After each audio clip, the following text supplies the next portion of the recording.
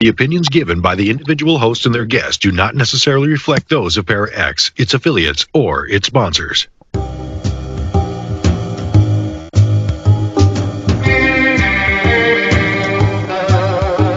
Step outside of your comfort zone.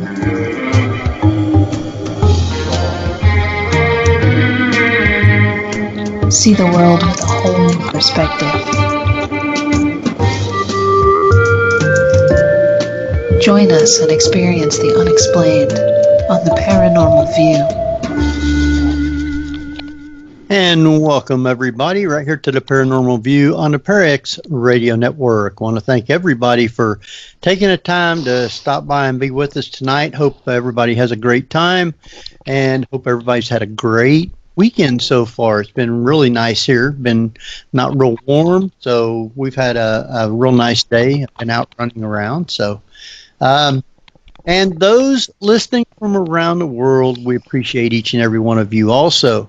And if you are listening from somewhere other than here in the chat room and you want to come and join all these wonderful people, you can come to the paranormal, that ain't right. You can come to para-x.com and click on the live chat button, and you'll be in with all these wonderful people. And then you'll get to hear the Paranormal View. How's that sound? That's even better. So, with that, if you have questions tonight and you want to send them over to us, you can private chat them to either Ceiling Cat. You can even private chat them to this person, Marla. There's the Cauldron, or myself, Henry Foister, and we will get those questions out. And if you're listening somewhere else and have questions, you can send them to the paranormalview@gmail.com. We will get those answered. So tonight we have with us, and I just want to let everybody know that last week we was live at the Bell Nursing Home and we had some kind of sound issues a little bit. But we got that ironed out, and tonight everything should be sounding great. So we have with us tonight Barbara Duncan. I'm here. And we got Jeffrey Gould. Hello, not been kicked off yet. And we have a special guest with us tonight who is actually going to help us with a lot of stuff, because our show tonight is needs a lot of help. Oh wait, I need a lot of help. But tonight our show is going to be about Halloween, and our special guest tonight is Jeff. Why don't you introduce? I was sitting there like, no, it's not me. I'm just a co-host. Well, tonight's guest is one of our all-time top favorites, the lovely and talented Marla Brooks, paranormal investigator and author of 10 books, 4 on ghosts, 2 on magic with a K, and CK, and 4 on cooking and television, and the novel Bad Case of the Collywobbles. Marla hosts Stirring the Cauldron here on para-x.com on Thursday evenings, and while occasionally battling with Witch Hunter Canada geese while visiting Hollywood Forever Cemetery, Marla is always welcome here at the Paranormal View. So welcome back, Marla Brooks. Yay! Well, hello, and thank you. All right. Well, we're glad you're here because tonight's show is dealing with Halloween. Well, but before we do that, what? Marla also has a line of oils and incense, I believe. Yes. Yes, she does. And I forget what the name of those are, but Marla will be able to tell us. I know. I don't myself. Well, actually, I kind of had to pull those. Yeah, I mean, it was... That love potion 9 3/4 get a little too randy. Well, no. Let's just say that the distributor had some issues. Oh. There we go. That's a nice way to say it. Yeah. Mm-hmm. Yeah. Because I know all about that. So that's good right there. Did they forget strychnine is not a preservative or something? That probably wouldn't have been a bad thing. I think they was using too many bat wings, and I believe they put some toads in it. That could be a little The eye bad of case of the eyes of Newt. yeah, exactly, the little eye of Newt thing. But yeah, I actually though, okay, I can plug this because it's not even going to happen quite yet, but I should. That I am coming out probably next year with a kind of a starter kit of crystals and stones that have to do with the Wheel of the Year. So there's going to be like one stone for each Sabbath and a booklet that goes along with it about the stone and how to use it and stuff like that. It's coming out by Schiffer. So, and in a really cute little box and everything. And I'm saying it's a starter kit because each Sabbath has a whole bunch of different stones that are associated with it. But just kind of picking, the good ones. And it'll be like, you'll get stones and a booklet and how to use them and all that good stuff at the same time. So I'm kind of excited about that. And each stone will have an incantation as well. Mm-hmm. So, along with your oracle deck. Kind of like that, yeah. Mm-hmm. Yeah, and you probably can use the stones with the oracle deck. Everything's kind of, branding in together there. But I just thought it was kind of interesting. I've had, and you guys should have him on, Nicholas Pearson, who is like the gemstone expert on crystals and stones. And he's been on my show a couple of times because he's written 2 or 3 books. And they're really good. So that kind of got me a little bit more interested in crystals and stones, more than, I knew. And he's the guy I had. All right, here, I'm taking over the show, but this is a good story. That's the guest. That's your job. It's not. But when my mom passed away, with her stuff, there was this big, huge rock. And I mean, it was like a 2-handed rock to hold on to. And it was black and it was shiny, and I really thought it was a shiny lump of tar. I did. I thought maybe she went to the La Brea tar pits at some point in her life and had some tar. And I didn't know what to do with it, but I didn't want to throw it out, so I've had it for years. Didn't know, whatever. But when Nicholas came on my show and he started talking about different things, I thought, well, I'm going to ask him. So I sent him over a picture of this huge rock, this piece of tar, this shiny piece of tar. And in about 30 seconds, he came back with, oh, my God, that's a huge piece of obsidian. Whoa. Yeah. So it's a good thing I didn't throw it out. But anyway, that kind of got me, and listening to him on the show got me kind of more interested in stones and stuff. And I thought, people always want to go out and buy stones. I want to have this, I need quartz, I need this, I need that. And sometimes you don't know what exactly you need it for, but it's pretty, and you buy it, right? I've done that. Peacock ore, for example, is gorgeous, so I keep that. But, so this is, goes along, I mean, you don't have to be pagan to buy it or anything, but, there'll be a stone for Samhain, there'll be a stone, I think it's black onyx, I've already thought that one out, and a stone for each, and then the box will be such that you can add your stones to the little individual places where you have the Sabbath stones. So yeah, I just, something new, something different, and, I just had to bid a fond farewell to the oils and incense for now, but this is something else that's coming up, and it's kind of fun, I think. That's really interesting, because I now have a huge slab of obsidian as well, parked next to the front door. See? Because it's very good for protection. Mm-hmm. Mm-hmm. So it's a good spot for bashing burglars over the head with it, yeah. Oh, yeah. Yeah, that would work too. Yeah.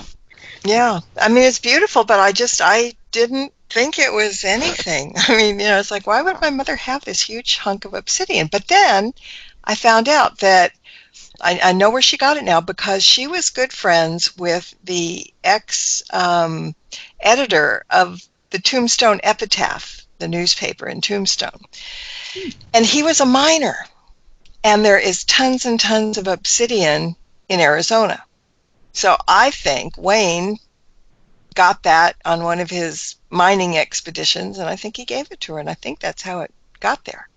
Like from Bisbee? I guess, yeah. Because that's the only, I'm sure there's more than that in mine, but that's the only mine of which I'm actually aware, having taken a tour in there. Yeah, I don't know exactly, but I would think that's probably it. I mean, the guy, yes, he lived in Tombstone and, edited the newspaper, but I'm sure as a miner he got around, and if that was one of the biggest mines, yeah. Well, And plus it's really close to Tombstone. there, that too. And when I looked up, Arizona and obsidian, it said, wow, Arizona is well known for its obsidian. So but that was kind of neat being able to put it together, because all these years I had this lump of tar, and I thought, Mom, where the heck did you get this?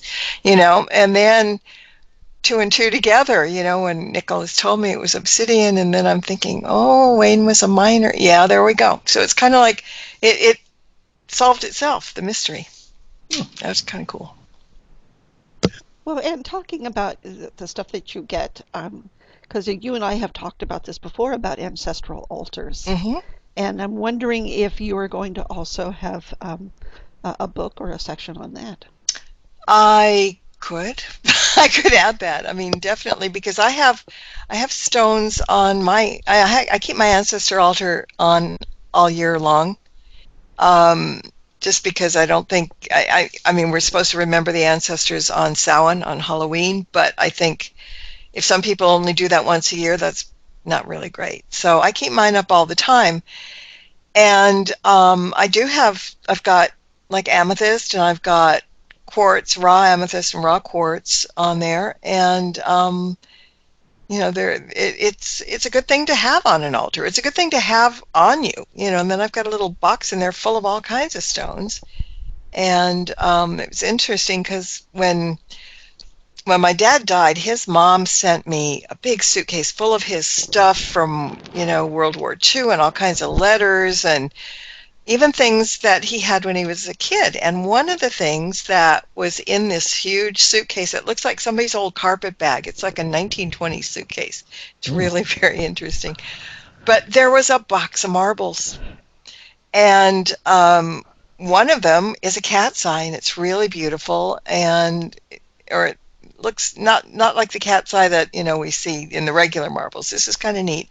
So I actually have a couple of marbles on the thing too, because they really do match with the stone.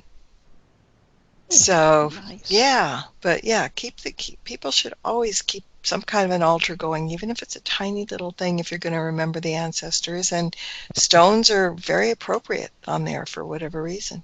Yeah. Mm-hmm. So maybe I should add that to the book. Good thinking, Cece. Thank you. There you go. Yeah. Well, would you consider the Day of the Dead then to be an ancestral Memorial Day? It is. As opposed to Halloween, which is kind of a little bit different. Well, yeah, I mean, in the Mexican culture, the Dia de los Muertos is something that you honor the dead with the sugar skull and all that stuff. So it's just another kind of remembrance, if that's a good way of putting it. But yeah, I mean, we celebrate Halloween, we celebrate Samhain, but there are a lot of people, I think, and you guys can answer this. I mean, when you were younger growing up and stuff, did you ever think of Halloween as being something to do with your ancestors, or did you think about it being the boogeyman and ghosts? Oh, it's mostly boogeyman and ghosts. That's the way I was raised. Only I was afraid of the ghost year round. Oh, see, karma got you, didn't it? Now you're chasing them. But yeah, so I think, everybody has a different way of looking at things. Samhain has always been more towards the emotional side, in a sense, about, the ancestors and those that have gone before and what they've done, and, revere them and have a dumb supper and set a place for them. I mean, there isn't really, and maybe Dia de los Muertos kind of does the same thing. I've never really been to a celebration, and except for seeing, the sugar skulls around and the coffins and little things like that. I don't know if they have something like we do, where we really kind of get into the ancestor thing. But I'm sure they, do certain things like that. But in this country, I mean, Halloween, can you think of any other holiday that, okay, Memorial Day remembers war heroes and servicemen, yeah. But what is there? Do we have another holiday particularly to think of our ancestors? I can't think of. Yes, that's a really good question. Thanksgiving. I don't think like Christmas. Kind of, but that's not universal. Yeah, I mean, all right, Thanksgiving is you give thanks for what you have, but it doesn't necessarily mean you're thanking your ancestors, because some people may not. You may not be thanking, but you're at least thinking of them at those times when the family members are not there anymore. Hopefully. And when I was at my friend's place for Thanksgiving some years ago, they all traditionally take a shot of whiskey or bourbon to honor their late father. Mm-hmm. And that's a good tradition. And in my house, Thanksgiving was not about that. I mean, it was, with the people that you were with then and the family, but I don't think anybody ever really talked about those who were missing, except in, it's sad to say, but unless it was someone that passed away during the year. Well, they didn't think about it. They didn't talk about it. We do a lot because of, boy, she could really fix Thanksgiving dinner or stuff like that, Oh, then it just goes automatically into, you say my turkey's not good, and then it just escalates from there. He's right. Last day to fight? Is that what you're saying? Pretty much. It's all fun and games until somebody brings out the fruitcake. Yeah. And then you're in trouble. Uh-oh, I like fruitcake. Yeah. Don't tell Patsy. Oh, no, I haven't said a word. Didn't hear me say that. Nope. Tonight we're talking about Halloween. And Samhain. What is the real history of Halloween? What did it derive from? How did it get started? Jeff, you can jump in on this too, but it goes back about 2,000 years. It's a harvest festival, and the Celts believed that at Samhain time, which is like the third harvest, that was a time that, for some reason, that they believed that ghosts of the dead were able to mingle with the living. It was the souls of those who had died during the year that traveled to the other world at that time, and so they started by lighting bonfires in their honor, and it helped. Now, see, I was reading where it said bonfires were lit in their honor to aid them on their journey. Now, what does that mean? Was that like lighting a fire, or giving somebody a hot foot to get them across? I mean, I think it's more like as though moving towards the light wasn't easy enough. It's like, it might be dark before the light, Well, that's true. I just got the hot foot picture in my head, and I thought that doesn't make sense.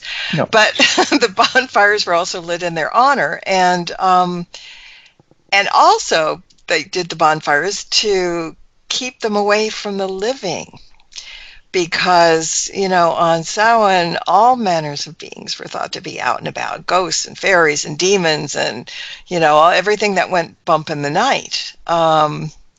So it was a Celtic holiday tradition, harvest thing, and that's kind of where it started. But then it kind of switched over to Halloween, that most people know, when the Christian missionaries attempted to change the religious practices of the Celtics. I mean, in the early centuries, way back in the first millennium, before the missionaries, like, St. Patrick and stuff, they started converting pagans to Christianity. And usually not pleasantly. Right. Yeah, no, it was under duress, but it and the Druids, who were the priests and the poets, and Jeff, about this. Yeah. They were the religious leaders. They were the ritual specialists. They were the bearers of the learning, and very much the same as the very missionaries and monks who were Christian to try and change the people around. So I'm sure that wasn't exactly a very fun time. No. But they wanted the Christians wanted to make a holiday that was similar. That's kind of, if you read up on it, most of the holidays that we share were similar, because they would look at our holidays and make one close to it. Well, if you look at a Catholic Mass, essentially you're looking at a pagan Mass. Uh-huh. Almost everything is mirrored, because they were like, well, if we use their tools like knives and cakes and ale and all sorts of stuff, and we simply say we're referring to Jesus, not a different deity, then people, and of course, my favorite thing they used to do is conscript builders to build churches on pagan meeting grounds. So pagans would show up to do their circle and like, why is there a building here? Yeah, we don't need no stinking building. Yeah, exactly. And if you look at the architecture of some of the earliest churches, you'll see pentacles, Jewish six-pointed stars, and all this little stuff. So like, yeah, we'll put a little few. And I know they didn't have the term Easter eggs at the time, but pretty much that's what they are. Yeah. It's exactly what it is. I mean, so, that's why it's so common. They just, if you're going to convert somebody, you have to convert them in a way that they recognize what they're being converted to. Yep. And that's kind of pretty much what they did. But so that went on for the longest time. But there were lots of pagans who did not convert and would practice, themselves and never let anybody know that they're doing it. And this is kind of how we kept on going in that respect. But it's interesting that how Halloween got to America, all these years later. Let's jump from way back then to about the 1800s. The Irish get a pat on the back for doing that because there were nearly 2 million Irish immigrants that came over here, with the potato famine. And they are the ones that are given credit for helping shape Halloween even into even a more widely celebrated event. Scottish immigrants came too. They celebrated with fireworks and telling ghost stories and playing games and making mischief. And that's where some of the games came from, bobbing for apples and something that I've never heard of, dropping of forks on apples without using your hands or something. I mean, all kinds of different things. So they came over with the immigrants, and even the English, the observation of Guy Fawkes Day on November 5th kind of came to be intertwined with Halloween as well. Anything that's got pranks and mischief is going to catch on. Guy Fawkes Day was more, obviously that was a week later, and it was almost more astrological Samhain, 15 degree in Scorpio. Right. Whereas the 31st, they just sort of like grabbed that the way the churches decided, well, let's try and take December 21st, the winter solstice, and make that into our Christmas, and we'll use the 25th because it has such historical significance, like, battles and stuff like that. Well, and the church made November 2nd All Souls Day. Yep. Yeah. November 1st, yeah. 1st, Now, have you ever heard of a film called Lightning Bug? It's a little-known film, which I only saw because Laura Prepon was in it. And I loved her in the 70s show. And she plays a girlfriend of the lead guy whose mother is like Carrie's mother type of proselytizing Christian type of woman. And he goes off to, he wants to go out and celebrate Halloween. He's in his very early 20s or late teens, and she's at one point she literally says, that's based on a pagan holiday, don't you? And he goes, well, yeah, so is Christmas. Wow. I don't think people know, Easter too. The real big holidays, and because they're around the same time, and they all again fall around the harvest season and the planting and the reaping and the sowing and the whatever. I don't think people realize that so much. Yeah, it's not really taught in school. Well, Easter. Well, and we've kind of hijacked holidays too, because although Halloween would have been more of a harvest festival, in the United States at least, now we changed that to a Thanksgiving sort of holiday, which is more harvest related. Right. And Halloween takes on a completely kind of different tone, at least in the United States, I think. Maybe Canada has Thanksgiving too. Yeah, exactly. But it's all in, Henry was saying the other day, how did Halloween get so commercial and everything? But the interesting thing, okay, here's the question for you all, and you all get a brownie point if you get it. When and where did the first Halloween celebrations take place? You talking about here in America? Yes. Yeah. Well, wasn't there a lady in Kansas who hated the fact that kids were pulling up and tearing up stuff, so she invented a Halloween parade? That could be, but that's not what I was looking at earlier. Okay. But I mean, there's always somewhere. But there is, I've never heard of this, but then I'm a West Coaster. There's a town called Anoka, Minnesota, which claims to be the Halloween capital of the world. And it was the first city in America to officially hold a Halloween celebration.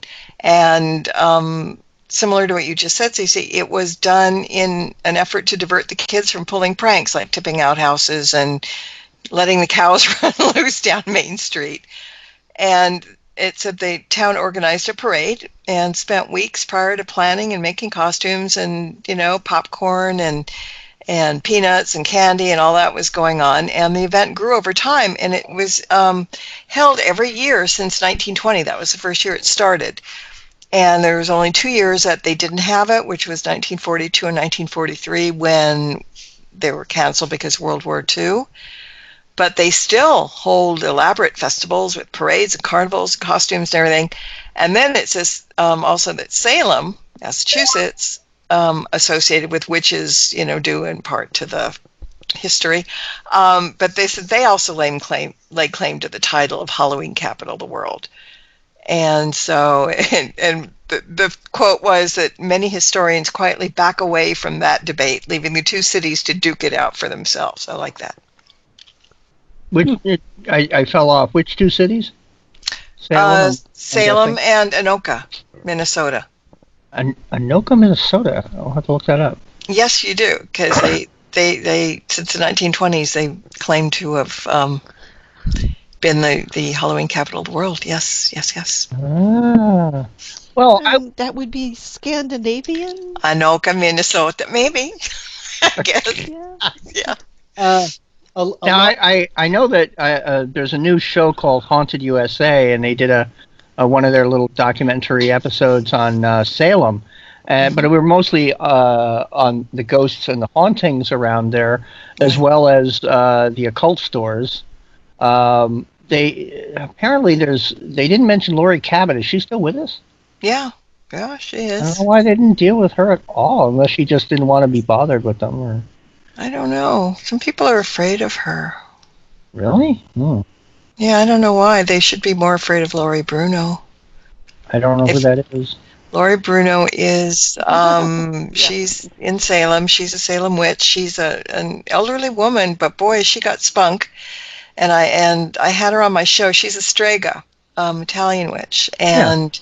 you got to be careful with them, and so my metaphysical teacher was a Strigo. So. Mm-hmm.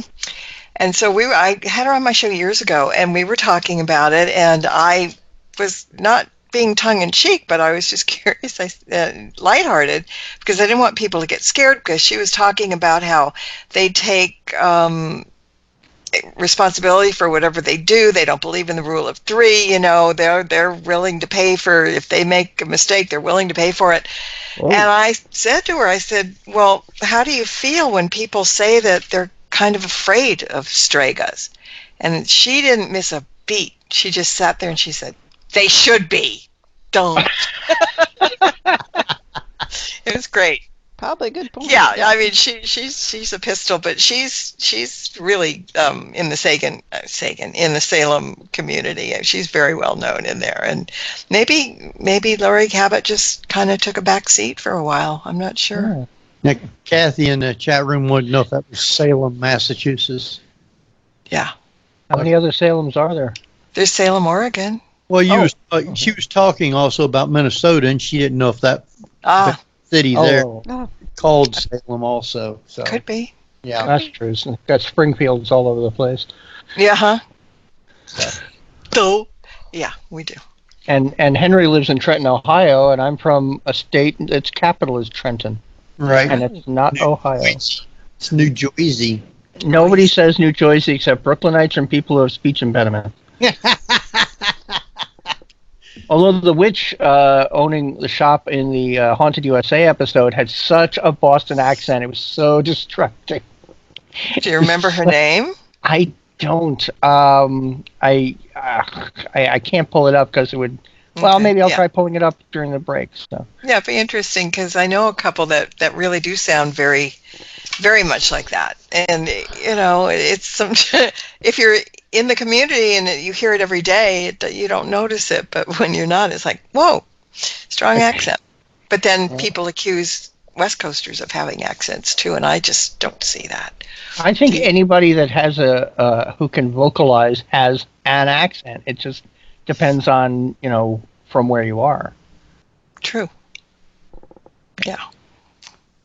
I think what we'll do is go ahead and, excuse me, something's back up. We're going to go ahead and take a break, a quick one kind of, and when we come back, we are going to be talking about what was Halloween like when you were young.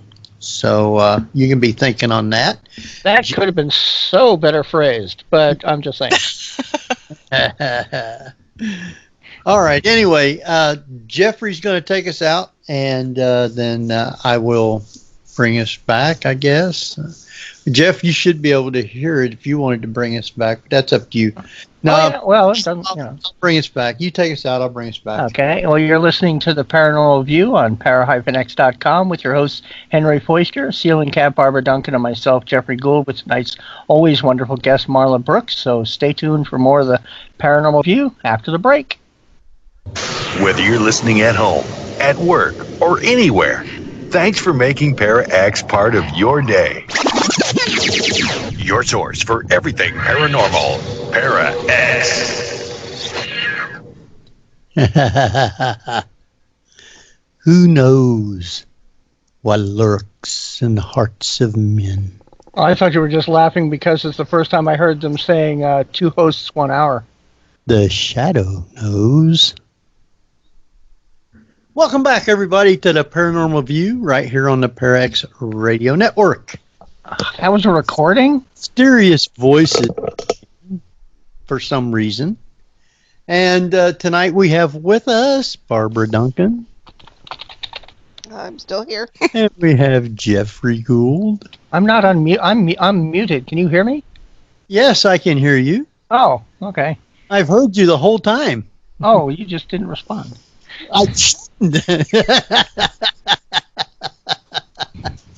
And we have Marla Brooks with us.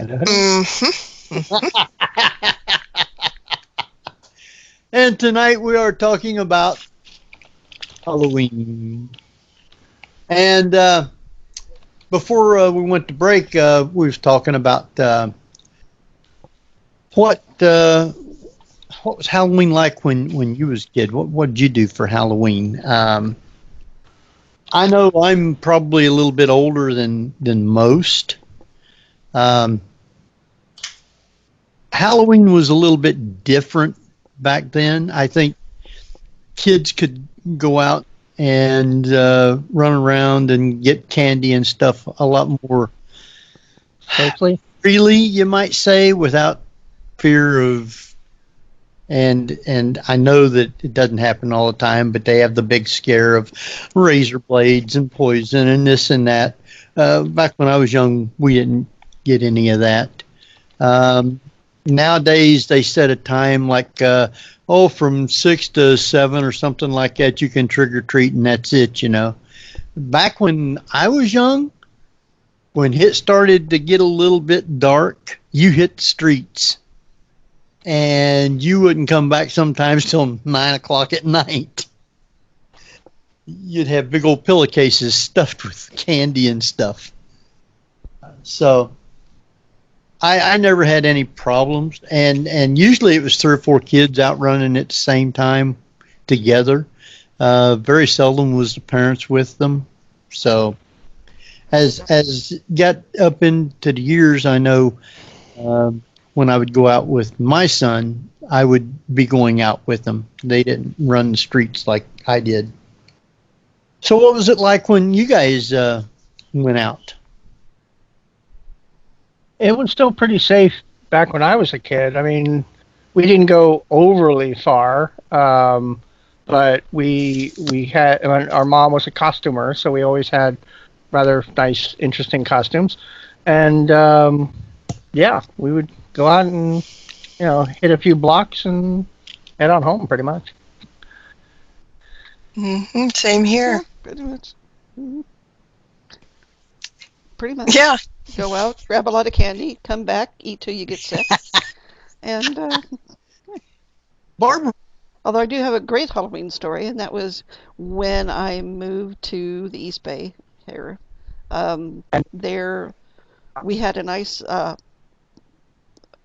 entranceway, and there were a couple of trick-or-treaters. One of the little kids had this cat costume on, and it was perfect. It looked like a real cat. And my cats would run to the door every time somebody knocked to yell trick or treat. And they looked up, saw this huge cat, and their eyes got really wide. It's like, wow! Biggest kitty I've ever seen. They loved it. Super They weren't kitty. frightened. Yeah. Big super kitty. Like a, Like Hermione when the Polyjuice potion didn't like work? a 38-inch tall cat.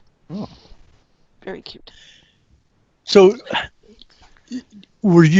how old were you when you moved out to the West Coast? 21. Well, where'd you live at before? Iowa. Iowa. So what was trick-or-treating like in Iowa? Oh, I told you. You go out, get a lot of candy, come home, eat till you get sick, and that was it. Did all the kids dress up pretty much? Yeah. Yeah. Usually. We did the stuff. They'd put makeup on, and big red lips around your face or whatever, and black eye and different things like that. Pretty much most of our costumes were like made with whatever mom could throw together, not go out and spend, I don't know, what does costume run now? $25 or more? Mm. I mean, if you go to these stores to buy a costume for a kid, it's not cheap anymore. So, and I suppose Marla just flew around on her broom. I used to have to find a costume that resembled humans. Yeah.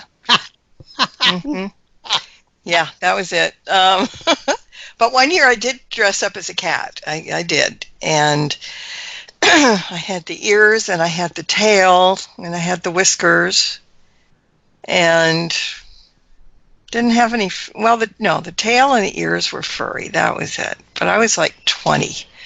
And so it was, you put on the leotard, the tights and the ballet shoes, and then you just, throw on your ears and the tail, and that damn tail got.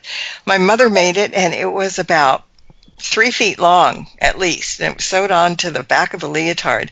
And every time I turned around, I hit somebody with it. And when I tried to sit down, I'd stand up, and it would bring the chair with it. It was kind of a rigid tail. It was kind of dangerous.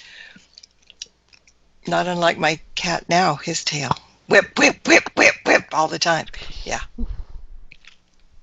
Huh. Kitties. But yeah, it's changed over the years. Well, I think every holiday is pretty much changed now. You don't do a lot of the things, even for the big holidays. Thanksgiving now has become more of a shopping day. Christmas is now more of a shopping day. So, you don't celebrate the same way. What? On any holiday now. Why do you think that is? Greed. I think it has a lot to do with it, because you figure Thanksgiving, Christmas was supposed to be like family holidays when families got together and they'd spend all day together. You don't see that anymore. My son and might come over, him, wife, and the kids. They might be here, I don't know, 3 or 4 hours maybe, eat, and by the time it starts getting dark, they're gone to go home. When I was young, we would probably eat at my mom's, and everybody in the world would come there to eat, so there'd be people in and out all day. Sometimes we'd eat there and then go to another family member's house, and spend time there also. So they just don't do that anymore. I think number one is everybody's too busy. And number 2 is what you were saying, greed. Oh, let's go get in line at the stores to buy stuff for when? Oh, Christmas. Yeah. So It's sad. Now, Kathy in the chat put in a really good comment, and that is, families don't live very close together anymore. And- And Marla, this goes back to your ancestral um, altar, which is, wouldn't that also work for people who are not close by? Well, yeah. I mean, the altars are what you put into them. This one's got a label. It's an ancestor altar. You're supposed to remember the ancestors. So I have pictures of ancestors back as far as great-grandmother. That's as far as I can get. And then things that belong to them. But an altar, I mean, in general, can be anything you want it to be, of any kind of celebration or remembrance, or just things that are important to you or something. It's like your little church, and you can put anything on there. But I think I really do think it's important that we not forget the ancestors for a number of reasons. Basically, well, if they weren't there, we wouldn't be here. That's a good one.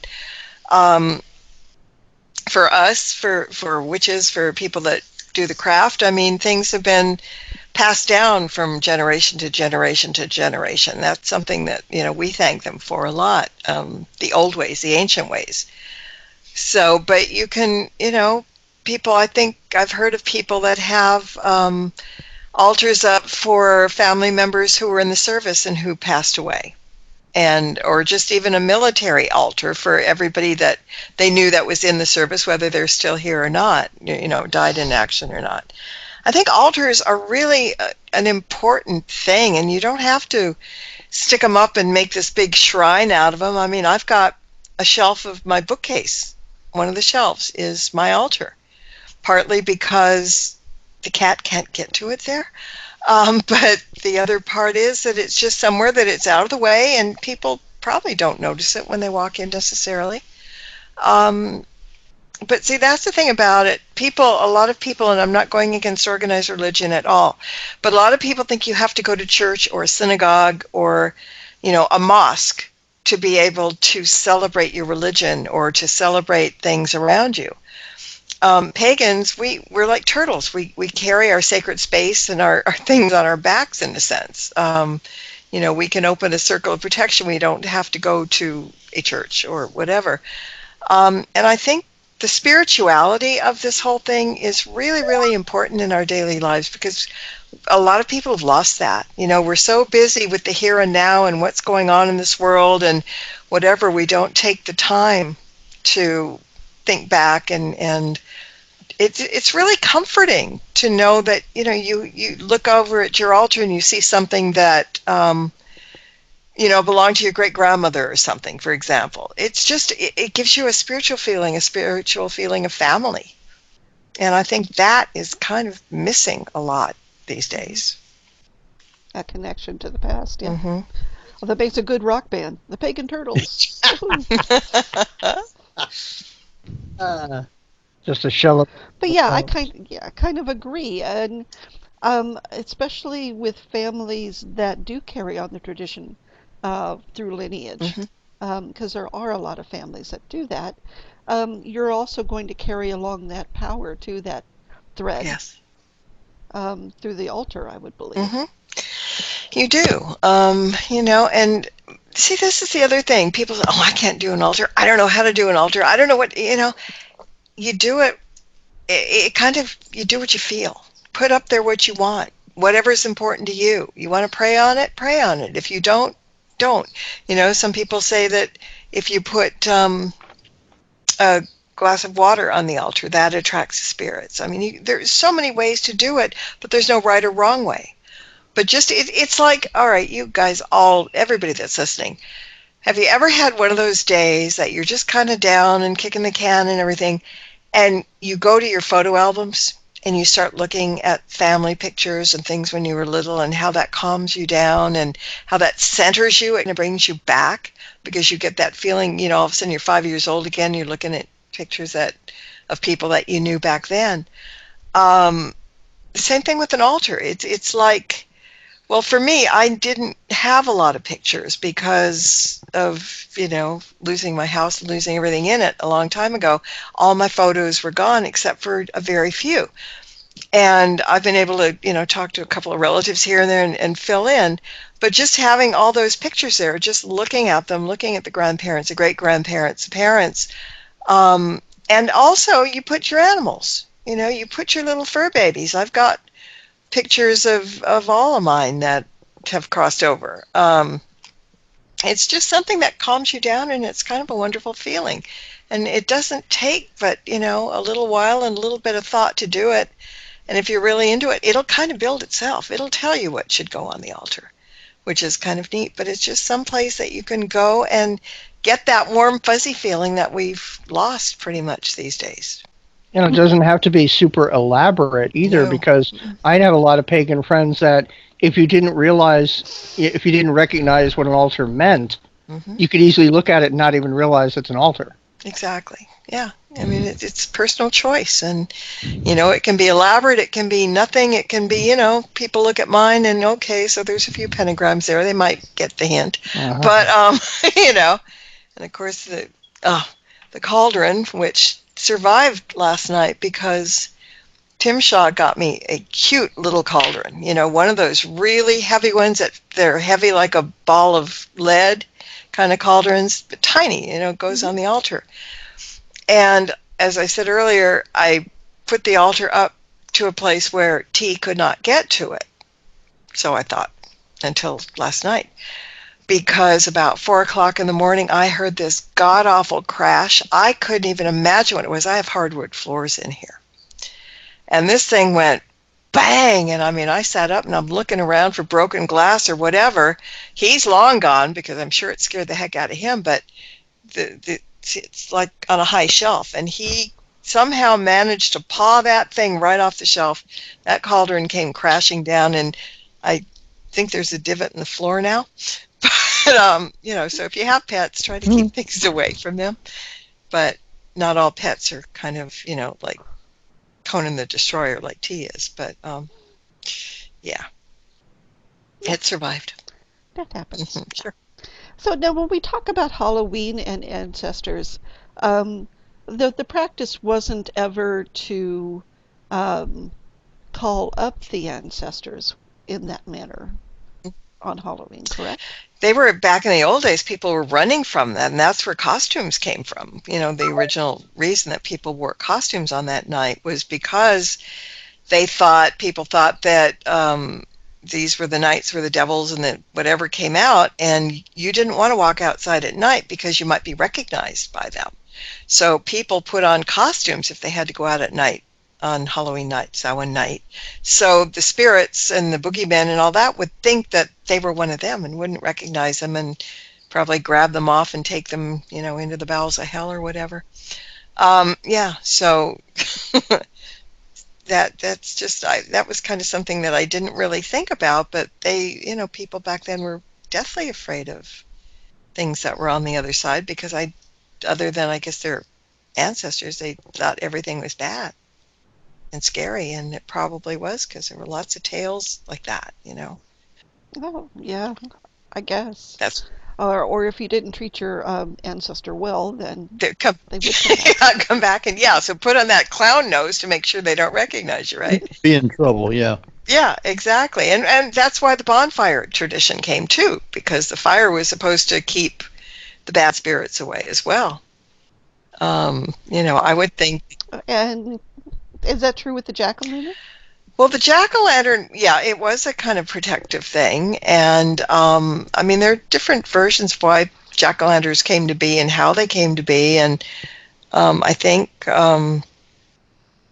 Henry has something that I stole from Steve Shockley today, right? All about the legend of the jack-o'-lantern, and it's kind of an interesting one. Yeah, we're going to play that in just a few minutes. Yeah.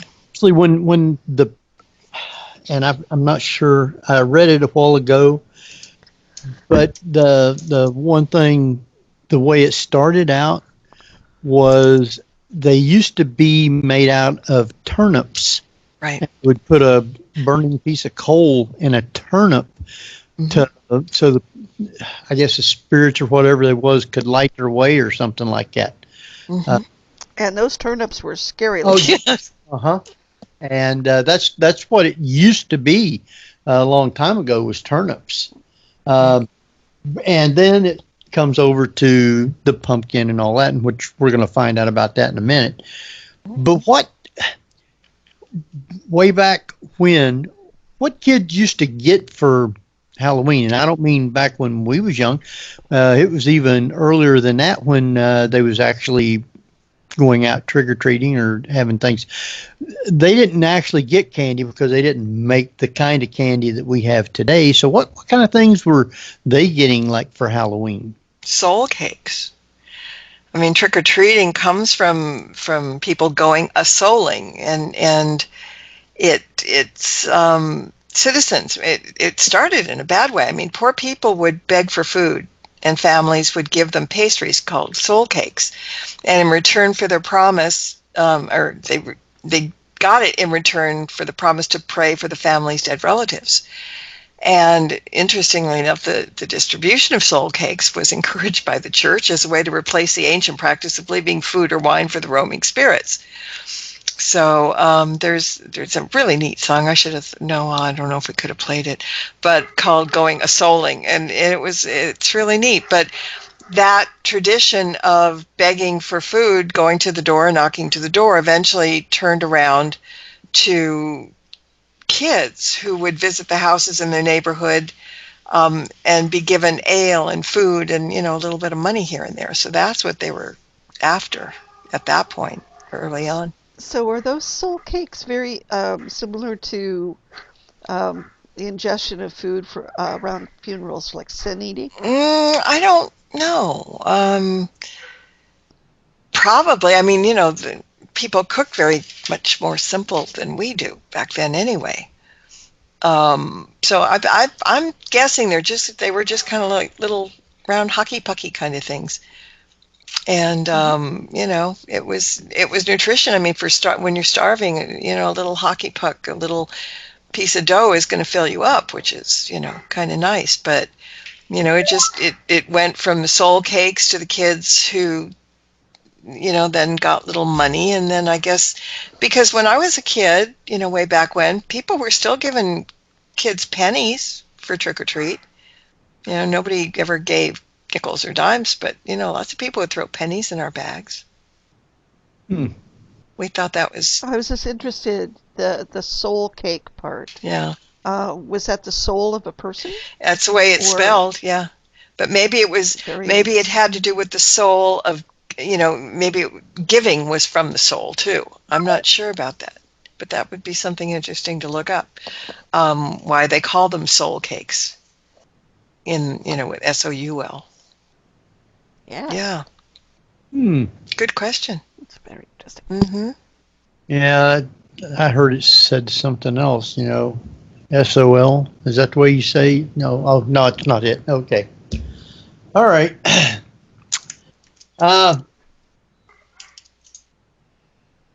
Kids, I guess nowadays, though, they go to the store and everybody buys $40 worth of candy because the price of candy has gone skyrocket because of commercialism. Mm-hmm. It's crazy. It is. And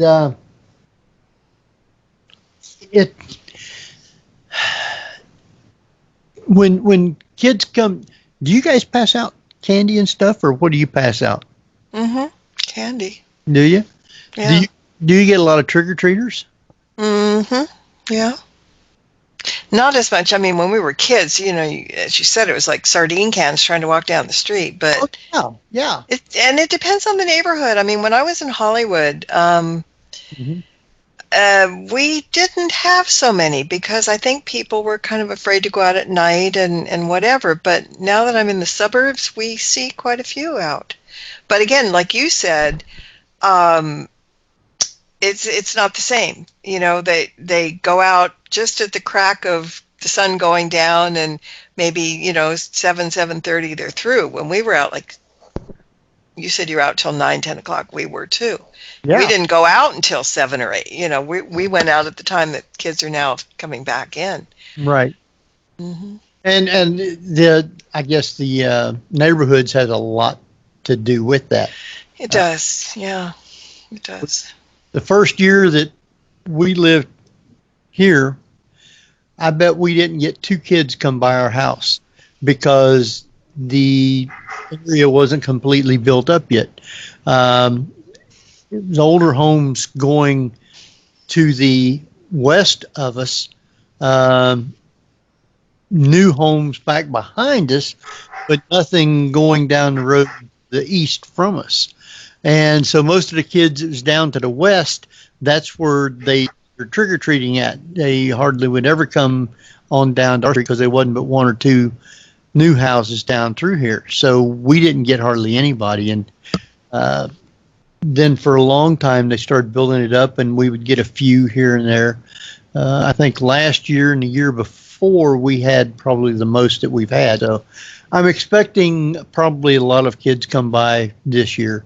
And I think the weather also plays a big part in it, whether it's rainy or real cold. So that really has a lot to do with it.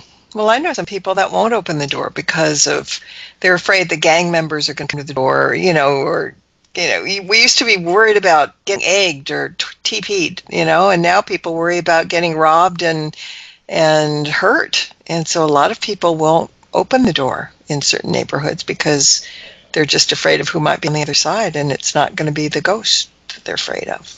Say it's not going to be the ghost? No, it's going to be a human being that they're afraid of. And, for us to get to this point in this country, to be afraid to open the door on Halloween for kids because you're afraid that somebody's going to come in and beat the heck out of you or rob you or whatever, that's really some pretty sad commentary. But oh, yeah, well, it's the same as paranormal investigation. I'm more afraid of the living. Mm-hmm. Yep, there you go. Yeah, dead, absolutely. So. Wow. Mm-hmm. Well, I tell you what we're going to do. We're going to take a break.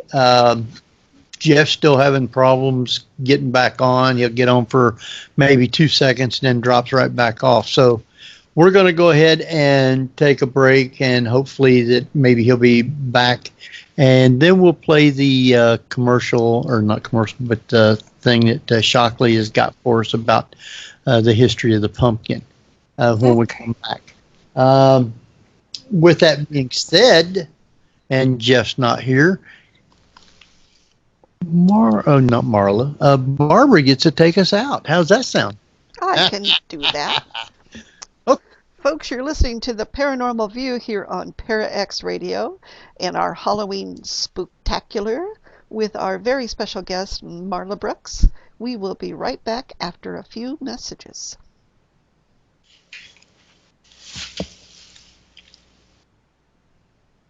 Maybe. Boo. And welcome, everybody, right here to the Paranormal View on the ParaX Radio Network. I want to thank everybody for taking the time to be with us tonight, and I hope everybody's having a good time. Jeff, it still shows him coming on to Skype, but it doesn't show him as being connected. So with that, we will continue on, and I want to thank everybody for being here. We have with us, I hope, Barbara Duncan. Yep. And we have Marla Brooks. I'm still here too. And we have thousands upon thousands listening from around the world. Is that right, Barbara? From around the world and into the afterlife. In Germany, the United States, Canada, England, and our little unknown friend. Well, that's from around the world, I'd say. Yes, it is. That's pretty good. So, as we were saying before we took a break, we do have a thing we're going to be playing here, and it was from Steve Shockley. He recorded it for us. So I'm going to go ahead and play that, and maybe Jeff will get back in time. So listen up to this. The story of the jack-o'-lantern. The origins of the Halloween jack-o'-lantern was based on the Irish legend of Jack, a mean farmer who drank too much. One Halloween night, Jack got so drunk that he felt his soul slide right out of his body. The devil immediately appeared to claim it. Upon seeing the devil standing there, Jack begged the devil to have one last drink with him. The devil agreed, but said that Jack would have to pay for the drinks. Jack only had 6 pennies in his pocket, but needed one more, so he suggested that the devil, who could take any shape, turn himself into another penny to pay for the drinks. And then after the drinks were bought, he could turn himself back and enjoy a final drink with Jack. The devil agreed, and faster than you can say Beelzebub, the greedy devil turned himself into a shiny coin. Jack snatched up the coin and put it in his wallet, which had a cross-shaped clasp, trapping the devil inside. Jack then told the devil that if he would leave him alone for another year, he would release him, and the devil agreed. Jack at first tried to change his ways, but soon lapsed back into his bad habits. The next Halloween, Jack thought he was safe from the devil until he was returning home from the pub. The devil, as promised, appeared before him to collect his soul. Jack knew that he had to quickly devise another trick to save his soul, so he pointed to a nearby apple tree and asked the devil if he'd like one. The devil was once again happy to accept Jack's offer. Jack suggested to the devil that he climb up on his shoulders to pick one. The devil hopped up on Jack's back and up onto his shoulders, then made a leap to a nearby branch. The minute he hopped onto the branch to pick the juicy apple, Jack carved a cross into the tree. The devil screamed to be set free. He said if Jack would let him climb down from the tree, he wouldn't bother him for 10 years. Jack said he would let him down only if the devil promised to never bother him again. The devil agreed. Before the next Halloween rolled around, Jack died. When he tried to enter the gates of heaven, he wasn't allowed because he hadn't lived a clean life. He had no other choice but to venture down to the gates of hell, but he was denied entrance there as well. The devil reminded Jack of his promise to never bother him again, then threw Jack a lit piece of coal so he could see his way in the darkness. Jack placed the burning ember in a carved-out turnip to use as a lantern to guide him on his eternal earthly trek. Over time, the lit turnip evolved into the candle-lit pumpkins we now call jack-o'-lanterns that help light our way on those dark and spooky Halloween nights. Right, now you know the history of the pumpkin, the jack-o'-lantern. So, I guess everybody's back with me. I haven't lost everybody yet. Mm-mm. Well, having never made a pumpkin pie from scratch, wasn't it just a good way to get rid of the pumpkin exterior? Mm-hmm. Don't you use the insides to make the pumpkin, right? Yes. Yes. I actually did that once, and it wasn't bad. Was it Surprise, bad? surprise. Yeah, a lot of work. Well, did you use all the seeds too, or did you throw them away? I tried to roast them, but I didn't do a very good job, so they did get tossed. But see, to me, all right, we all have childhood memories, childhood smells and everything. For me, it was if you carve open a pumpkin, that aroma that comes out of there with the seeds and everything, I don't know why, but that just kind of makes me smile. It always did. And it's really kind of slimy to dig them out and stuff, but I love the smell of a fresh pumpkin inside for some reason. Well, I don't know. Do you eat pumpkin pie for Halloween, or do you do that more for Thanksgiving? That's more for Thanksgiving, maybe, but it is the pumpkin season because once all the stores start having pumpkin lattes and pumpkin muffins and pumpkin donuts, I mean, it's you can't get away from pumpkins now. So, Jeff, are you back? I am currently back. I am trying something sneaky. I actually was downtown the other day, and was offered a free phone with free service, and I'm trying to put it on the other phone. So I'm trying to add you on Skype there and see if I get kicked off on my desktop Skype. Maybe you can call me in on my phone Skype. Oh, well, if you're on Skype, then I should be able to do that.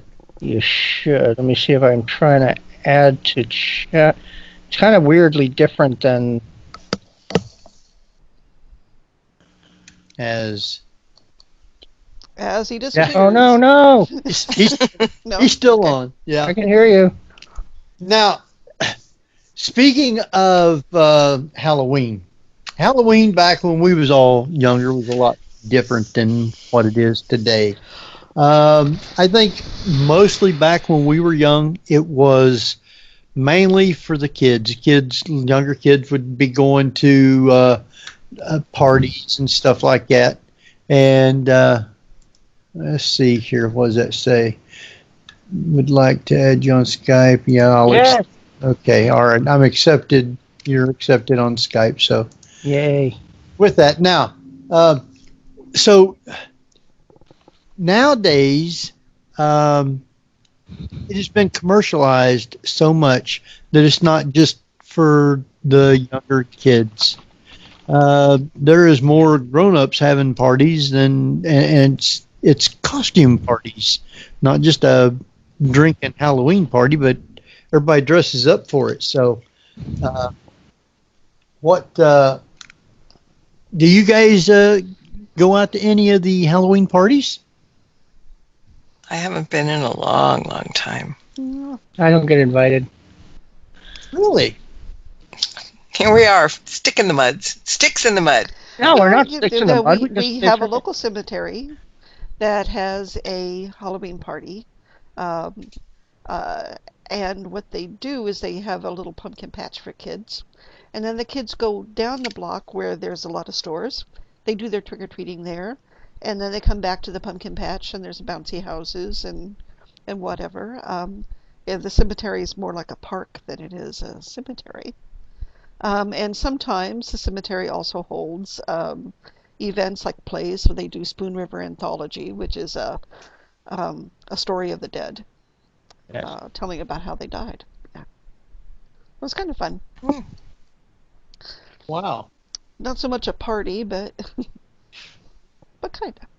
When I commercialized, of course, everybody wanted to stick their fingers into the pie. Ew. So they sell billions of dollars worth of candy, but it's not just candy anymore. They sell all kinds of decorations for Halloween. They'll be selling decorations also for Thanksgiving and Christmas. But they do sell a lot of where people dresses their houses up and shining lights outside and just all sorts of different things. Some of the biggest items they've been out for a while, but they're even really out this year that I've noticed is the animatronics. And you can get them in a lot of different places. I know Marla out there went to a place and she even posted stuff online. Spirit store, yeah. Yeah. Well, believe it or not, next thing I know, they've got one down the road from us, Spirit House. Matter of fact, they got two, one down the road and one north of us. Yeah. So we had to go there and look, and they have all these kinds of the animatronics and everything. And they do also have a very hefty price on all these things, too. They are, but you know what? They are, but they aren't. I mean, some of those real big ones, they're under $200. Now, that sounds like a lot, and if you have $200 to burn and you can spend it on that, more power to you. But think about it, maybe 10, 15 years ago, those things would have sold for maybe $2,000. I mean, they're not so bad that you can't afford them. But still, I mean, yeah, it's a lot of money. But I don't know, some of them are adorable. But the thing is, I looked at, the ones that I looked at, they were good. They were kind of cute. I was really fond of the gargoyles. And I didn't take any videos of those because I love the animated door knockers with the gargoyles on it and stuff. I'm kind of a gargoyle person. But there were some that were really good, and then some of them, they didn't do anything except their heads moved back and forth, and the voice recorder was in them and they were talking. It wasn't like they were going, and scaring you. The only thing that really scared me was a jumping spider. And I was going to take a picture of that. I don't know if I remember if I did that on Facebook or not, but long story short, Tim Shaw hates spiders of any kind. Hates them. Can't look at them. I sent him a picture of one without knowing that he didn't like spiders on Skype one day. We were talking and he cursed me out for a week. He was he literally jumped out of his chair just because I sent a picture. So, of course, I go to the spirit store and I see the spider. I thought, there's a thing to step on. I didn't know what it did. I didn't really read the sign. So I turn on the thing and I'm going, hey, Tim, this is for you, right? And I've got my camera rolling and I step on that thing and that sucker jumped up. And I jumped back like something smacked me in the head. I mean, it scared the bejesus out of me. So, because I didn't expect it. And then I looked at the sign. It said, jumping spider. And I went, duh. Yeah, but, I mean, a lot of those just aren't scary. They're big and they make a lot of noise. But, they're not like things that would have really scared me as a kid even, because they just didn't look good. There was one tree that was kind of like the Wizard of Oz kind of tree. It was talking. Yeah. The throwing apple tree. Yeah, that was kind of cool. But the big clowns and they had this little girl on a swing that was so funny because she was good. You didn't see you didn't see her face, and she's swinging and swinging, and she's saying, I love things that hate you or something. I mean, it was really well done. It was a good poem. But some of those things are cute, but some of them are just like silly. They're not worth the money, I think. And then they have Ouija board tablecloths, which I have to go get this. There you go. So. Yeah. Mm-hmm. Matter of fact, we found some, and I believe it was at the Spirit Halloween store. We found some shot glasses with Ouija board and all that stuff on them. And Patsy got those and sent them to Tim. So he got all that stuff. We also found not just at the Spirit Halloween store, but Menards had a bunch of those animatronics, and we went into Home Depot, I don't know, a few days back, and got to looking around in there at their Halloween stuff, and they had some gigantic dinosaurs. You'd push a button and they'd start moving and roaring and talking or just making noises. They had it was a skeleton. It was just a skeleton of a dinosaur, and the other one was a skeleton of a horse. It did the same thing. But they had tons of those different type scary animatronics. It's so amazing how things they're taking the simplest thing and turning it into something that's very cute, and it doesn't, like Kat said in the chat room, the Dollar Tree has some cool stuff. I've gotten a lot of decorations at the dollar store because they don't look cheap or anything. But I don't know, I guess they're seconds or whatever. But I got this when I was at Spirit Store. A friend of mine snuck away and got me this little gargoyle, but he's plastic, he's like a squeezy gargoyle. And I thought, this is really cute. And I squeezed him, but that little thing, its eyes light up, and it says all kinds of things at you. Wait a minute, let me see. See if you can hear this. I was going to try it now. I am going to try it, yeah.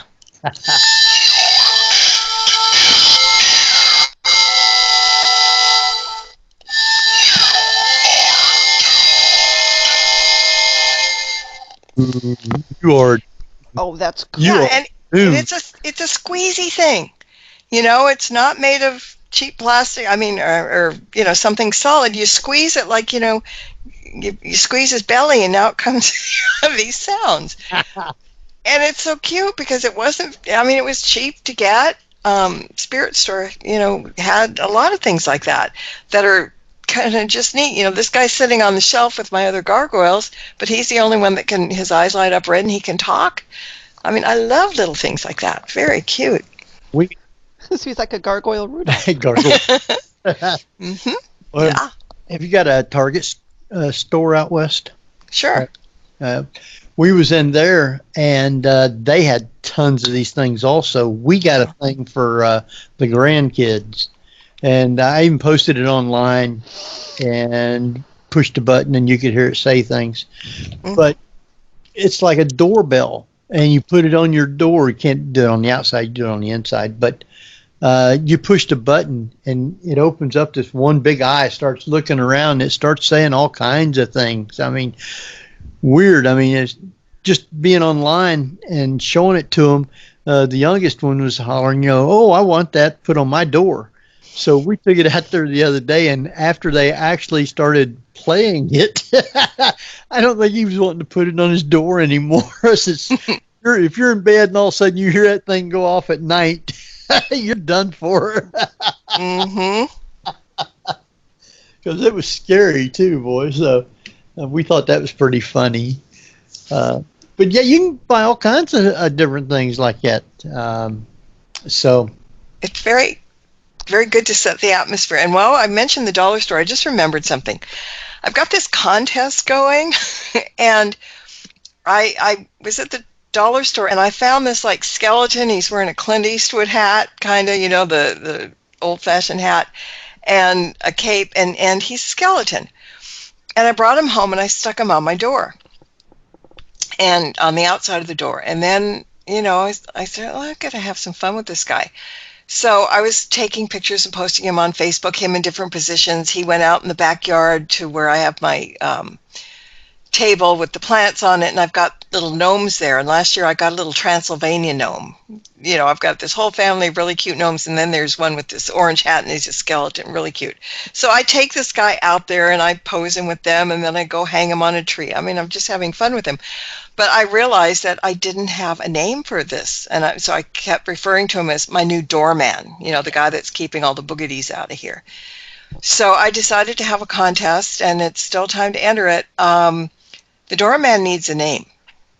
He's getting kind of mad at me just calling him the doorman or the new doorman. That's not very respectful. So if anybody's interested, you can go over to my website, which is www.marlabrooks.com, and click on the news and events tab, and you'll see a picture or three pictures of the doorman, and it's a contest to name the doorman, and it's going to be a random drawing. I'll do it on Skype Live sometime next week. And the prize, there actually is a prize. Some people might not think it's a prize, but I think it's a prize. I've got a box set of my Ghosts of Hollywood books, 1, 2, and 3, and also a paperback of The Bad Case of the Collywobbles. So it's a 4-book deal if you want to win that. Just go, like I said, go to my website, click on the News and Events tab, and everything is going to go into a big cauldron or a big pumpkin, whatever what, and we'll just do a random drawing, and whoever gets pulled, that's what the name is going to be for the doorman, and they will get the books. So shameless plug. Doorman, huh? You have to go look at him because, it has to be a name befitting of something of his caliber. But it's really funny because every time I take a picture of him, it looks like he changes expression. It's so weird. It's just the way he's turning and the lighting and stuff. But one picture, his eyes were just right there, and then you don't see his eyes are sunken. And then the next time he looks like he's smiling.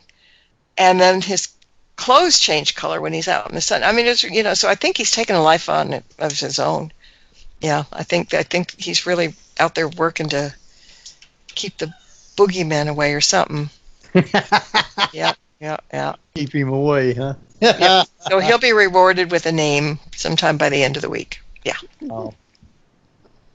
Well, let's talk a little bit about the animatronics and the haunted houses that are coming up, and how that impacts Halloween. I mean, I assume that the original intent of, the original aura around Halloween was people were scared to go out at night because the ancestors were going to get them. So people are kind of taking that into a new tradition of these haunted houses. Some of them are full-on contact haunted houses. What's your opinion of those? I don't like. I mean, stuff scares me anyway. But somebody reaching out to grab me or whatever, I'd be cold cocking somebody or picking the first stick up I had and be swinging it. Yeah, I'm afraid of those too. I don't like anything that can jump out at me. I mean, I don't like things that jump, period. I've got a grasshopper on my plants back there, and I walk around him because he's as big as my hand. I don't like jumpy things, and grasshoppers, if that's bad enough, somebody dressed in a scary thing that's standing there looking like he's dead and then jumps out, no. Mm-mm. Now, can you hear me at all? Yeah. Oh, okay. I don't know if you're aware of this, Marla, but last year around this time, I was part of a live immersive theater called The Tension Experience. Yes, I was reading that, yeah. And you probably really would have enjoyed that because it was just really suspenseful and psychological horror and nothing really some intrusiveness, but it was all consensual. I mean, there were ways you were able to, opt out. If people, and we did have people who were so freaked out that they would, what we called coward out, because safe word, literally they had a safe word called coward. And one night during the climax, we'd have like our 13 people in our show, and I'd go to the climax scene, and I'm like, why does it look like there's only 4 people, only 4 participants here? And our leading lady gets on the microphone to do her speech, and she's able to, improv a little bit, but 99% of the time it's all the her lines, but said, 5 of you cowarded out. I'm like, oh my God. We really, and our writer director Darren Lynn Bozeman, who directed Saw 2, 3, and 4, that just tickled him pink. He just loved when people were so freaked out by what was all theatrics was just too much for people to handle. Well, things in the mind are a lot scarier than things that you can see. Yeah. You get into somebody's head and you can freak them out really badly, so that would work that way. Mm-hmm. So probably the longevity of something like Halloween is the fact that people really do like to get scared deep down. I think so, in some ways, sure. Adrenaline. Adrenaline. Yeah. The endorphins and all that. That's true. The whole part of the unknown. Well, plus horror films are relatively safe. Yes, you allow yourself to be immersed in the cinema, in the film and the story, but it's all actors, and it's something that you can go home and you can only bring home what you think in your head. And that's why I never watch them. Oh, they're so much fun. All right. Speaking of it's Halloween, a lot of people year-round likes those slash and cut up and horror type movies. See how many they can kill in a night. Yep. You could watch a season of 24. Oh, wait. Well, no. But to me, at Halloween time, sitting around at night watching black and white movies like Boris Karloff and Frankenstein, The Mummy, the real one, Lugosi and Dracula, Lon Chaney, The Wolfman, Creature from the Black Lagoon. Those kind of movies were, to me, Halloween movies. Mm-hmm. This other stuff, Freddy Krueger, how many can I slice up? And I'll come back next year as Freddy 2, and it just, to me, those are just not, to me, they're not good movies. They may be good movies, but not to me. I just never cared for those kind. So, but that's me. I don't like anything that scares me. How about horror films that are funny? Like? Yeah. American Werewolf in London, Trick or Treat. Yeah. Dracula, Dead and Loving. Yeah. Yeah. Twice Bitten. Twice Bitten. I like Twice anyway. Now, Patsy's watched all those, and she liked all them. I just never cared for them. Has she seen? You should find out. I'm lucky I'm still on Skype, but has she ever seen the movie Trick or Treat? That I have no idea. That is the epitome of Halloween movies now. That Sam, little Sam in that film, is now literally the iconic Halloween mascot for films. Have you seen that, Marla? No. Oh my goodness! Oh my goodness! I don't know if it's on Netflix because Netflix is getting really weird, and it's like, oh, why should we show movies when we have original content? I'm like, because you're supposed to have movies. But Trick or Treat, I'll send you the link to it. Okay. It's done. It's an anthology film, similar in both style and humor of Creepshow, the film back in the '80s, the Stephen King stuff. That kind of, and it's all happens in one night, but they're overlapping stories. So stuff is happening within, the same time frames. So if you notice at the transition, you'll suddenly see like an overlap of time, and you'll see characters from a different vignette in other stuff. So it overlaps pretty well. Okay. And it's got Anna Paquin and a lot of other name actors you'll recognize. Brian Cox is in it. And when they asked him to do it, he says, as long as you can make me up to look like John Carpenter. And they did. Oh, wow. Yeah. That's cool. So, Marla, Yes. do you think the veil, as it's called, that ghosts are a lot more prevalent during the Halloween season? Or is it just that we tend to look for them more? Or is the veil thin enough where they are seen more? Well, I don't know where the thing came about the veil being thinner, but I think it's not something physical. I mean, I think the veil is the way it is all year round. But as you know, when you get into ghosty stuff, you open doors, you open portals, you open yourself to it more. And I think more people now are actually more aware of it too. So I don't think that the veil is necessarily thinner this time of year. But I think because we're attuned to it, we're looking for it, I think that's where it comes from, that anybody can come through. Because, they're in the old days, they were worried about fairies and gnomes and trolls and whatever coming through.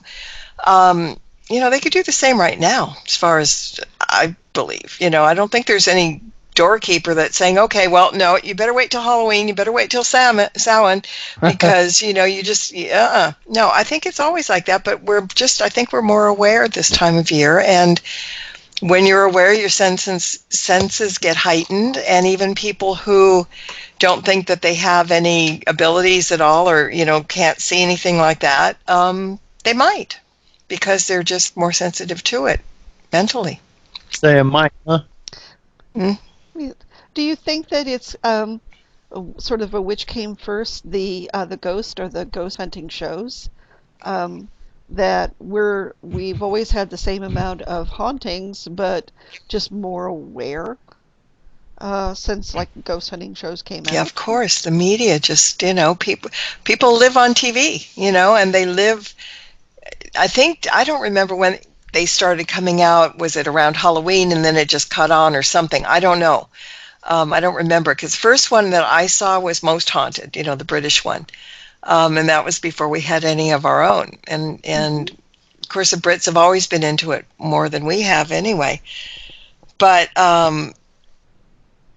certainly, when something's on TV, people jump at it, because write a book, and I'm just using odd numbers. Write a book and 1,000 people will read it. Put it on TV and 1 million people will see it. And that's probably why it got so popular. Yeah. Back before I started doing anything, if I walked by a place and it even looked like it might be haunted, I was on the other side of the street. You couldn't drag me into a place. Anybody talk about, say, oh, that place is haunted or got something in it, you couldn't make me go in there. So wow.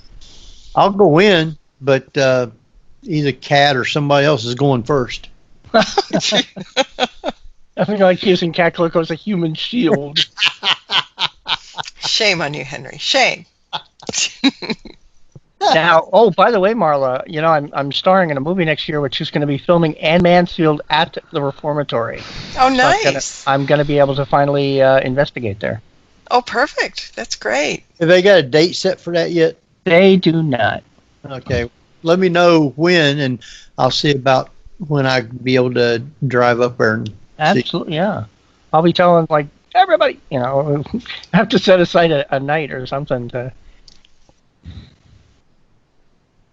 Okay, I got a question here from the chat room from Tabby. She said, ask Marla, what is the significance of lighting a candle or light on All Hallows Eve? I've read a couple of different reasons why you do that. One of them was having to do with, like what I mentioned about the bonfire before, that you light a light and it'll keep them away. Other people have said you light it because it'll bring them in. Because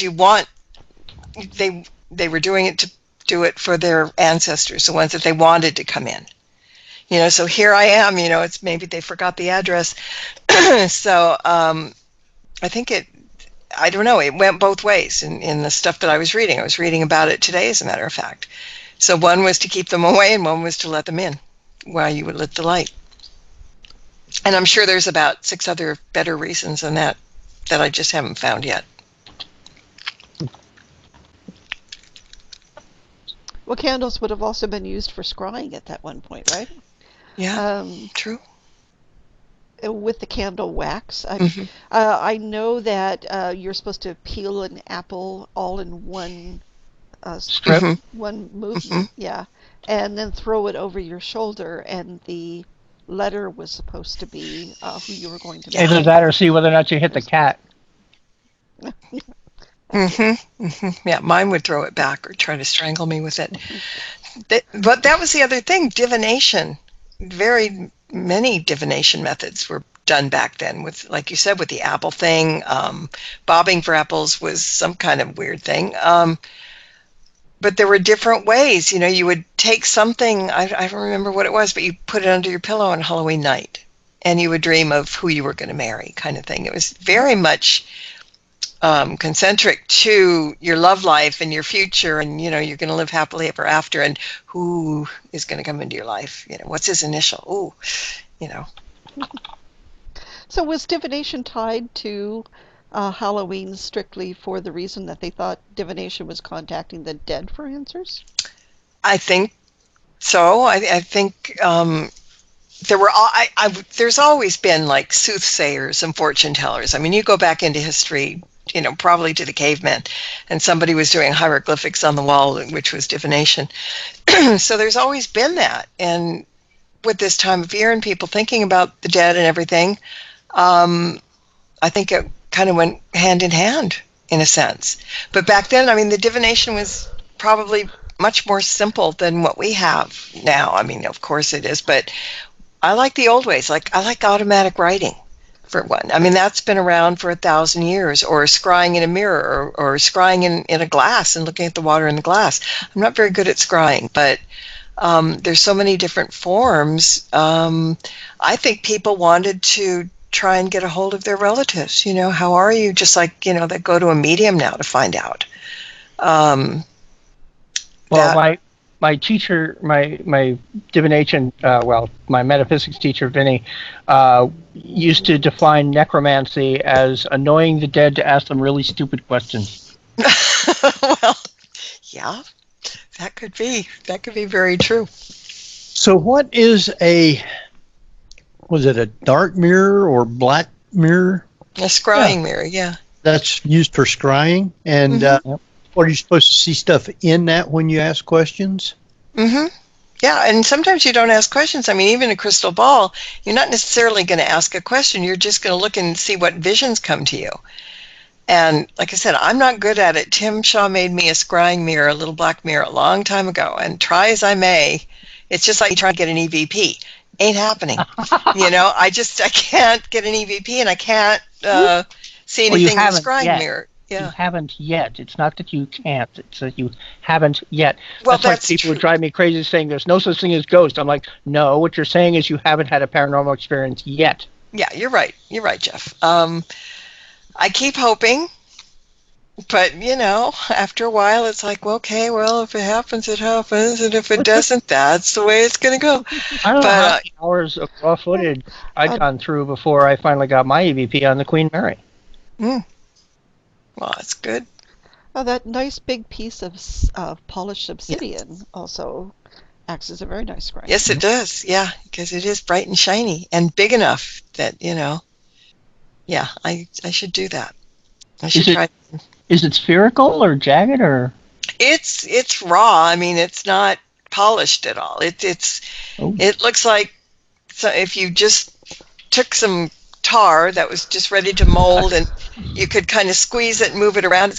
It's got sharp things on it. It's got no rounded corners. I mean, it's sort of like an obsidian version of quartz that's just opaque. Yeah, exactly. Yeah, I mean, it's beautiful. It's nice. But, I mean, polished stones are really nice, but there's a beauty to the raw stones, too, sometimes. So do you have to use a saying to make it work, or are you just thinking look at it? Incantation, do you mean? Yeah. For scrying, I don't think I would do that. I would it's more like a meditation than an incantation. You have to just kind of meditate on it and concentrate on it.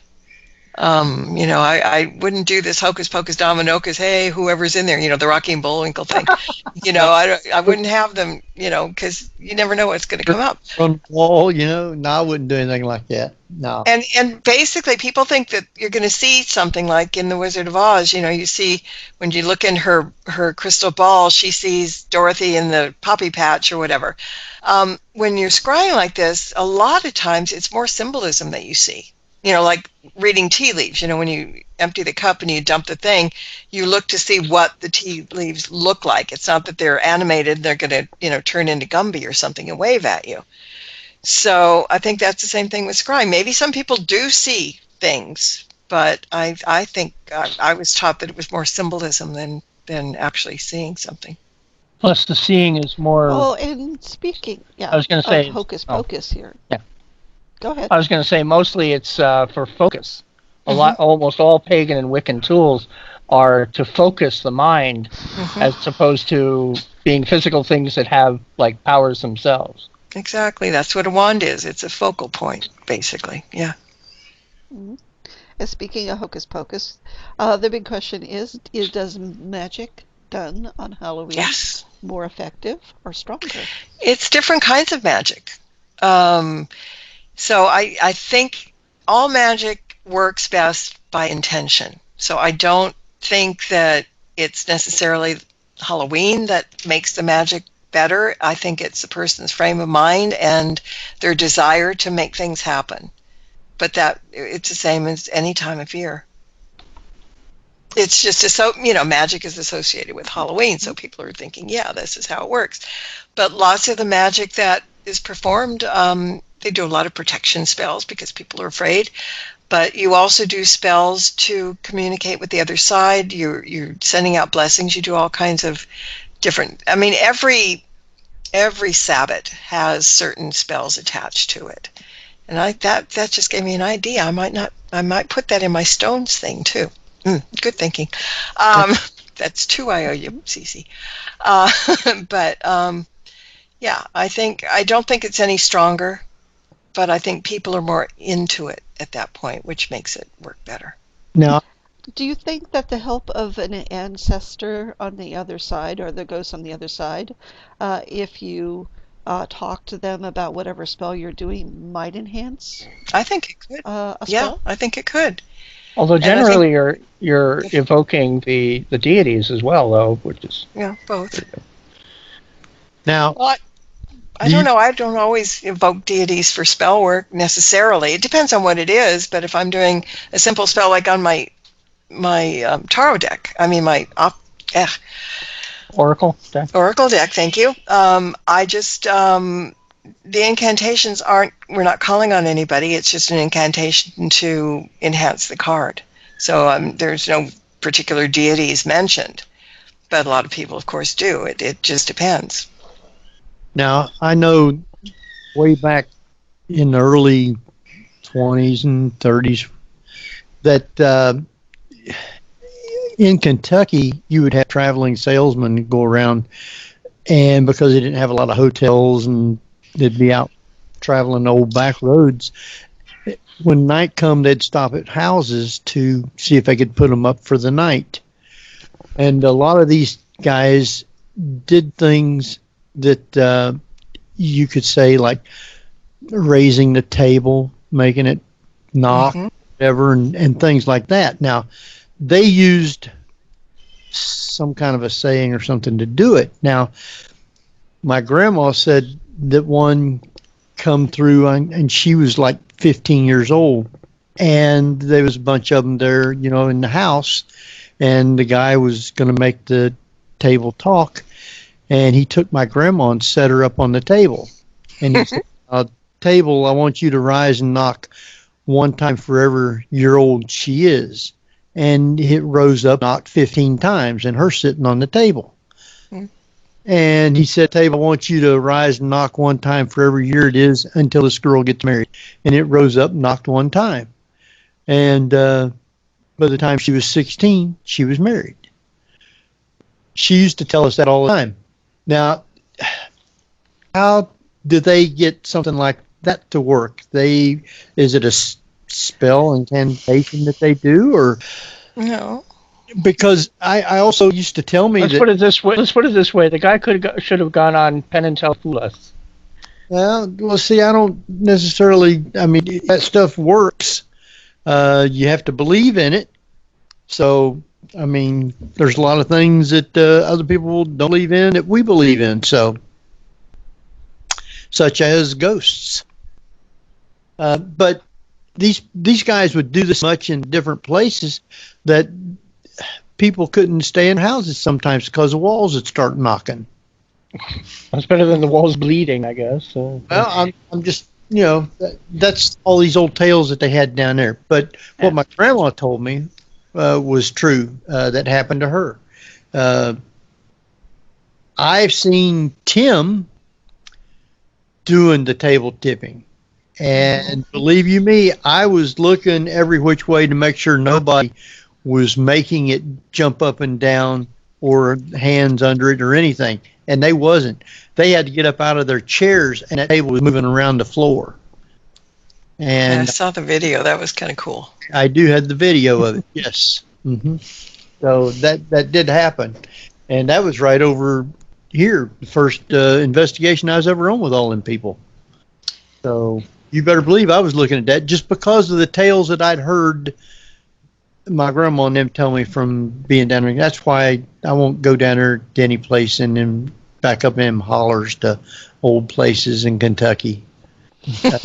Couldn't That's the place I would go the first place. Yeah.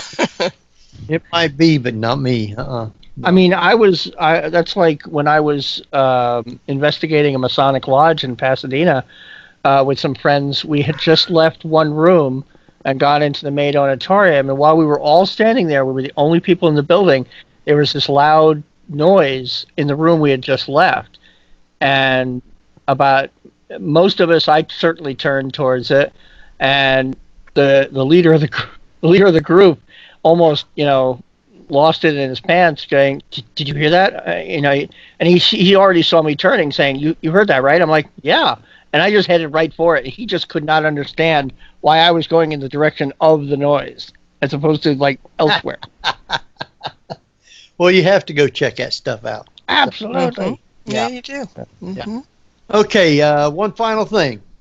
What one movie says Halloween? Trick or treat. House on Haunted Hill. Which version? The Vince Price? The original one, yeah. Oh, yeah. I have put my vote in for Hocus Pocus. Well, that. Yeah. Hocus Pocus. Good Halloween movie. Yep. Our time is, like running right on by. We got about 5 minutes. Is there anything you guys want to shout out about here for the last minute or two? What do you think of Jodie Whittaker, Marla? What should I be thinking? I think I'm out of that loop. She's the next Doctor. Oh yeah, that's right. All right. I'm more into classic things, and I'm not going to say she's going to be a bad Doctor. I mean, I wasn't too sure about the last one. He was an old man, right? But some of the classic ones. I don't know, but I just think that right now, and I'll change my opinion, I'm sure, but right now I would prefer Doctor Who to be a man. As would I. I was concerned with a female only because I was worried about the concept of a Dr. Pulaski from the second season of The Next Generation, where she was cantankerous and it didn't work the way they wanted, or the way any of the fans wanted. But Jodie Whittaker was in Broadchurch, and she is a fantastic actress. So she is. Yeah, so I'm giving her huge benefit of the doubt. I'm pretty sure she'll do good. And the companion will be a guy, so it'll still be, mix and match. So no, I'm just more into classical things. No, what? You're not? But yeah, I'll change my mind, I'm sure.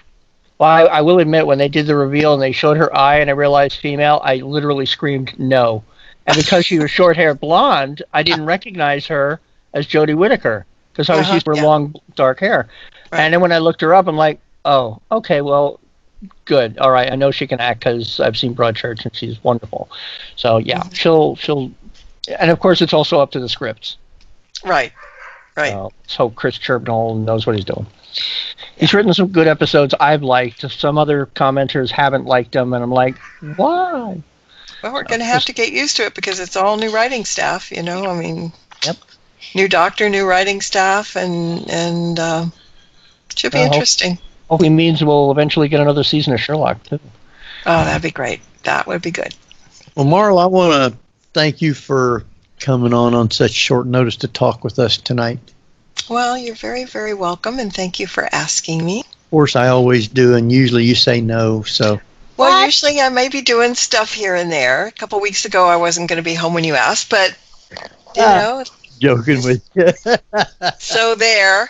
But, yeah. Yeah, no, you're all great, and we always love having you come on. And I do when I can, so that's a good thing.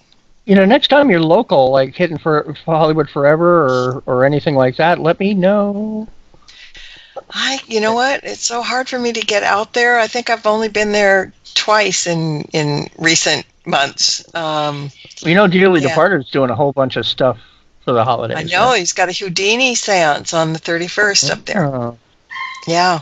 Well, why don't you give us out all your stuff where people can get a hold of you, find you, follow you, and listen to your show?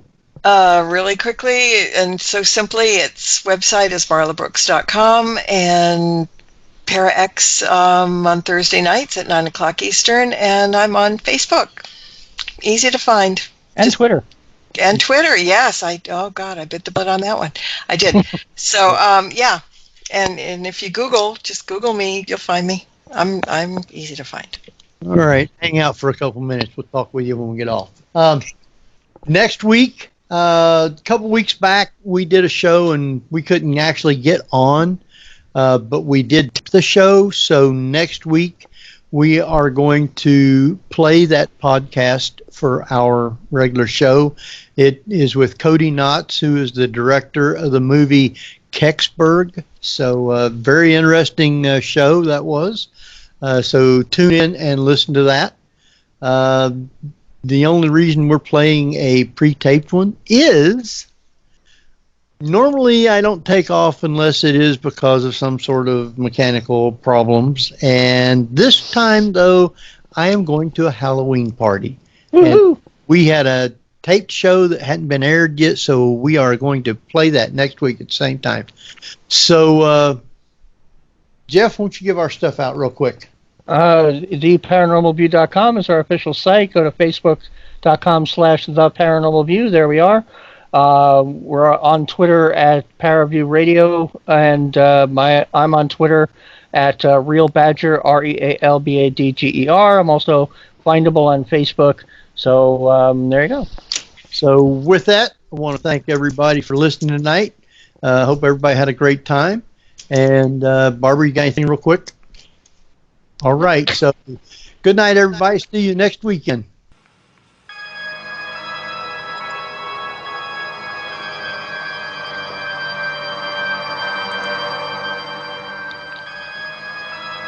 You've been listening to the Paranormal View on the ParaX Radio Network. Join us again next week at the same time for more of the Paranormal